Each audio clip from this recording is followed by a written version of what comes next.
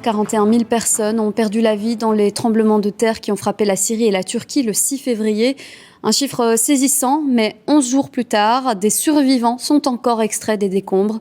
Une jeune fille hier, 2 hommes et un adolescent aujourd'hui. Les explications avec Vincent Bayennet et Pascal Boustamente. Plus de 10 jours après les tremblements de terre, les efforts des sauveteurs sont encore couronnés de succès.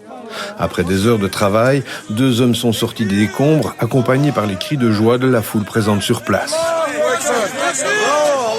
Les blessés sont amenés à l'hôpital. Ils sont dans un état étonnamment bon après 260 heures, presque 11 jours. L'un d'eux demande à téléphoner alors qu'il est encore sur son brancard. Farid, comment ça va? Mon frère, où es-tu? Ça va, je n'ai pas de problème. Je pense que je suis à l'hôpital universitaire. Ils me conduiront ensuite là où ce sera bien. Je n'ai pas de problème. Comment vont mes parents? Est-ce qu'ils ont été secourus? Ils vont tous bien, ils t'attendent. Mon frère, je suis en route. J'arrive. L'homme ne peut retenir ses larmes et sa gratitude pour ses sauveteurs. Hier encore, une jeune fille de 17 ans a été extraite des ruines après 248 heures sous les décombres, l'une des dernières miraculées. Comment vas-tu? Bien, merci. Comment j'ai-tu? Qu'as-tu bu? Comment as-tu survécu? Je n'avais rien avec moi. J'ai essayé de passer le temps.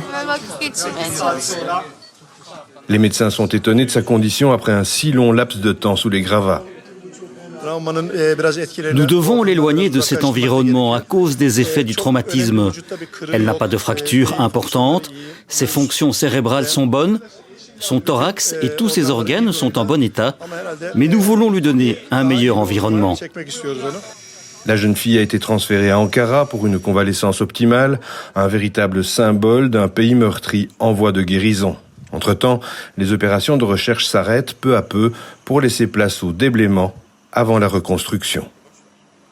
Et puis on l'a appris ce soir, un homme a été découvert dans les ruines aujourd'hui, 278 heures après le tremblement de terre. C'est le ministre de la Santé qui l'a annoncé sur Twitter.